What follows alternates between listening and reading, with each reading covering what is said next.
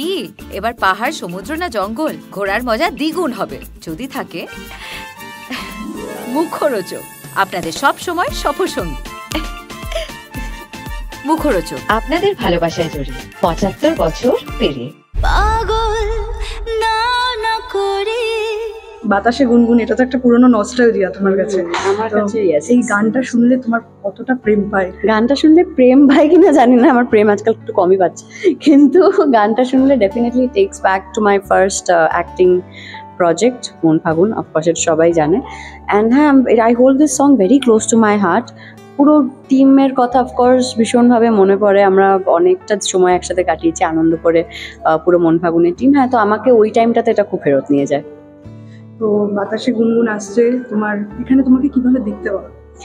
পল্লবীর চরিত্রে আমাকে দেখা যাবে। পল্লবী ক্যারেক্টারটা ভীষণই একটা she is a girl who is starved of love, যে ভালোবাসার জিনিসটা লাইফে হয়তো খুব কম দেখেছে, খুব কম পেয়েছে। আর সেইভাবে সে বড় হতে হতে হিল করেনি সেই গুণসগুলো। যখন আমাদের ছোটোবেলায় কোনো গুণস থাকে, সেই ঘাগুলো যখন হিল না করা হয়, বড় হয়ে সে আশেপাশে সবাইকে আহত করতে থাকে। ইট ইজ দ্যাট ড্যামেজড একটা ক্যারেক্টার, একটা চরিত্র, যে ভালোবাসার জন্য আমার মনে হয় সব করতে পারে। তো ওই যেমন খেতে না পেলে মানুষ অনেকদিন খেতে না পেতে পেতে পেতে পেতে সে চুরি ডাকাতে সব করতে পারে খাওয়ার জন্য। সো এই মেয়েটি সেরকম, ভালোবাসা না পেতে পেতে আমার মনে হয় শুধু ভালোবাসা পাওয়ার জন্য সব করতে পারে। তো মানে কখনো স্যারের প্রতি প্রেম আসা বা স্যারের প্রতি ক্রাশ এরকম কি হয়েছে তোমার জীবনে? পল্লবীর না সৃজলার? পল্লবীকে তো দেখতেই পাবো। সৃজলার জীবনে না, টিচারের প্রতি কোনোদিনও আসেনি। কারণ দুটো কারণ, একটা হচ্ছে আমি পড়াশোনায় ভীষণ সিরিয়াস ছিলাম, তো আর আমাকে সেই ফার্স্ট বেঞ্চে বসিয়ে খুব প্রেশার দিয়ে দিত টিচাররা।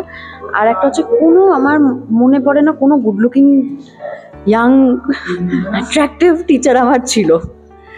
তো জীবনের পুরনো প্রেমের কিছু স্মৃতি কখনো রিকল করেছো? করা হয়? সব সময় হয়, because we are made of our memories. আজকে আমরা বেঁচে আছি, what are we made of? আমরা মানুষ হিসাবে what are we made of? আমার মনে হয় যেদিনকে আমরা চলে যাব, মানে the day we will die, আমরা কিন্তু শুধু ওই মেমোরিজ নিয়েই যাব। আমরা কি আর কিছু নিয়ে যেতে পারবো? তো we are made of memories, how can we let go of those memories?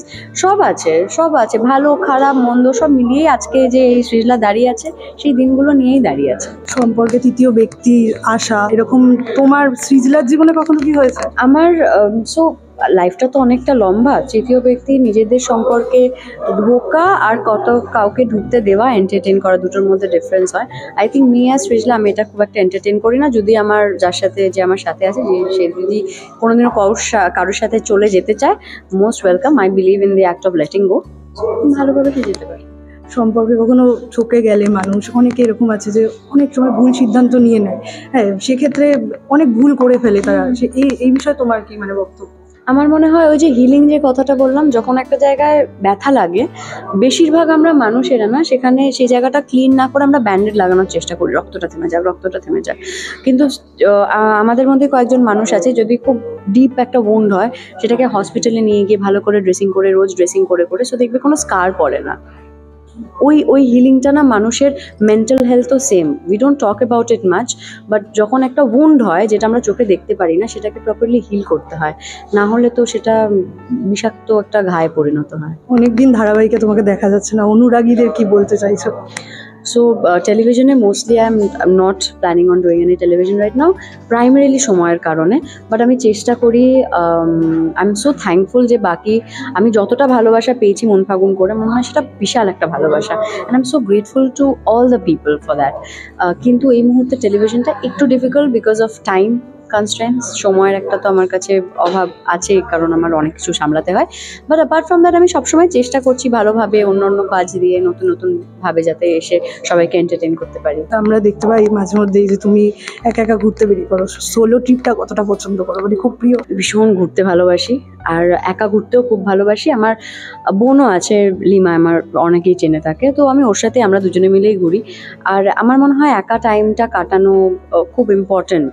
এখানে তো আই লাভ মাই কিডস, আমার বাচ্চাদের আমি খুব ভালোবাসি।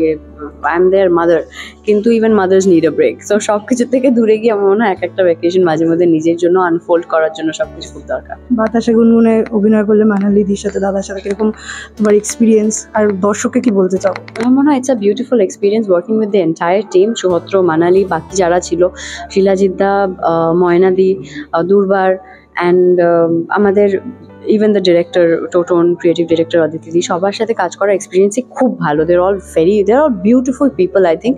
আর কাজ করার মধ্যে যদি ভালো ভালো কিছু মানুষ যোগ হয়ে যায় না, আমার মনে হয় কাজটা খুব ভালো হয়।